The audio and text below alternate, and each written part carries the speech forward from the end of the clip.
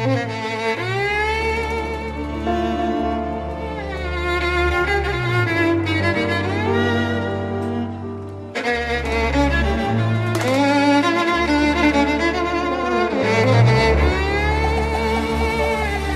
la economía ortodoxa se utiliza un diagrama circular, ignorando que en realidad el sistema económico se caracteriza por un flujo de materia y energía que no es circular y que consiste en extraer e incorporar recursos minerales, biológicos y físico-químicos para luego procesarlos, consumirlos y transformarlos en residuos.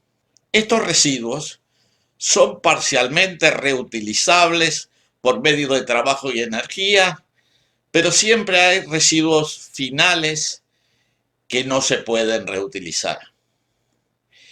Cuando resulta evidente que no se puede ignorar el ambiente, tanto desde el punto de vista del agotamiento de los recursos como de la diseminación inevitable de los residuos, los economistas ortodoxos han desarrollado el concepto de las externalidades, que se definen como elementos externos al proceso económico y que son algo así como circunstancias adicionales, inesperadas o accidentales.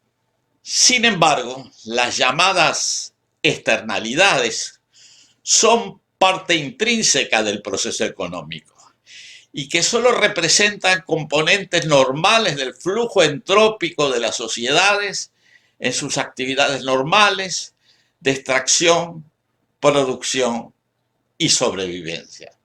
Vale la pena enfocar el tema del flujo entrópico, desarrollado por Nicolás Georgescu-Roegen y sus discípulos Germán Daly y Martínez Allier, entre otros, basados precisamente en el concepto de la entropía, o sea, en la segunda ley de la termodinámica. Recordamos que la entropía es la medida de la diferencia cualitativa entre recursos útiles y residuos inútiles. El cambio entrópico que se produce al pasar de los primeros a los segundos es cualitativo e irreversible.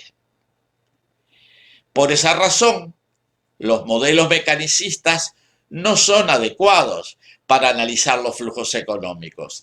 El flujo entrópico, necesario para mantener el proceso económico, induce necesariamente cambios cualitativos en el medio ambiente del que depende. Y eso ocurre porque lo que a él se devuelve es cualitativamente distinto de lo que de él se extrae. A medida que el ambiente cambia, por fuerza la economía evoluciona. En ese sentido, puede considerarse como un proceso de coevolución. El modelo aritmético, llamado también aritmomórfico, no sirve, pues no puede lidiar con conceptos dialécticos que incluyen penumbras que evolucionan. Para poder englobar estos conceptos cambiantes, se requiere utilizar enfoques dialécticos.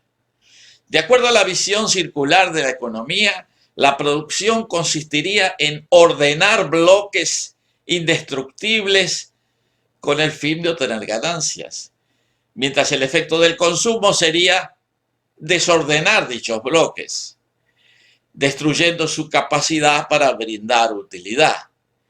En ese esquema de la economía, la producción tomaría los bloques desordenados nuevamente y los reordenaría.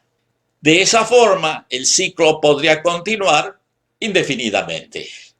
Esto no es contradictorio con la primera ley de la termodinámica, de la conservación de la materia y de la energía, pero sí lo es con la segunda ley de la termodinámica, la ley de la entropía.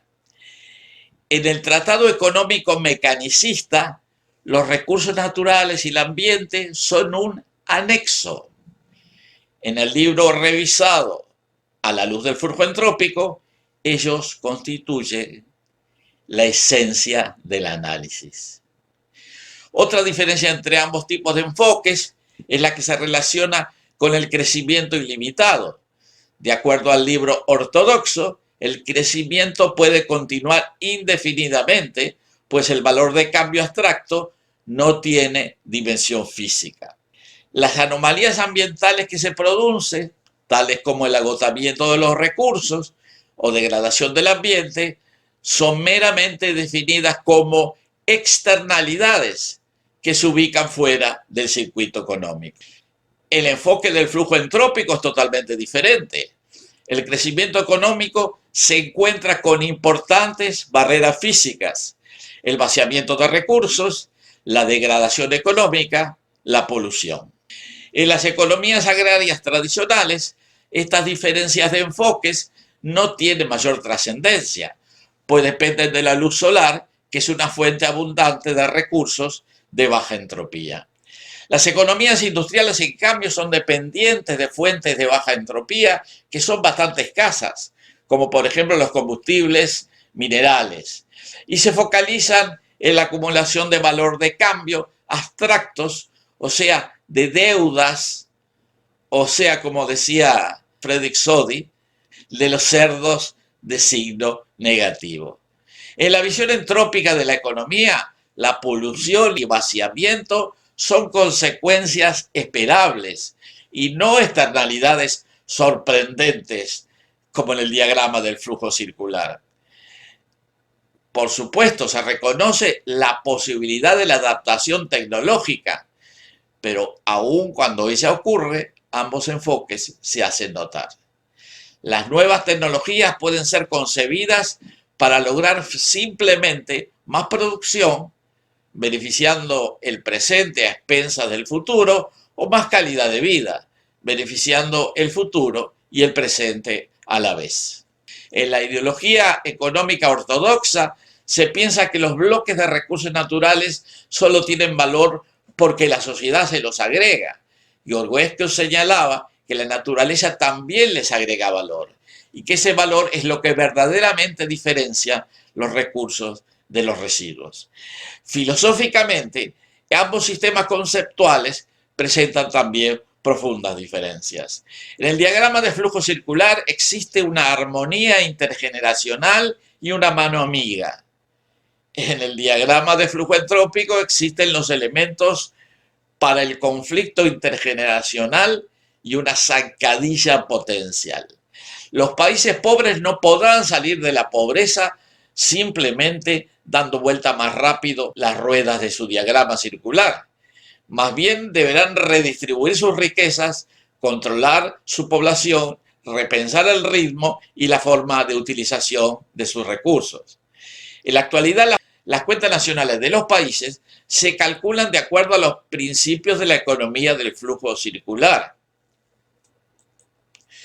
Se tiene en cuenta la depreciación de los bienes artificiales, pero se olvida la depreciación de los recursos naturales. Un país podría agotar sus minas, cortar sus bosques, erosionar sus suelos y terminar con la vida silvestre y pesquerías, mientras sus cuentas nacionales registran crecimiento y prosperidad. Al analizar el flujo entrópico es importante prestar atención al capital natural que produce ese flujo vital. El capital financiero no es un sustituto del capital natural. No se puede sustituir la producción con transferencias financieras entre cuentas bancarias, o repitiendo una metáfora del propio Georgievski. No se puede pensar que se puede hacer una casa igual de grande con el doble de serruchos y la mitad de la madera. Si se intenta, se agotaría la madera y sobrarían los serruchos. En la sociedad actual, que pone énfasis en las finanzas, sobran los capitales financieros y faltan los recursos necesarios para la producción. Y por supuesto, la acumulación de residuos se transforma en una mera externalidad, pero en los hechos afecta inevitablemente la sostenibilidad social y planetaria del futuro.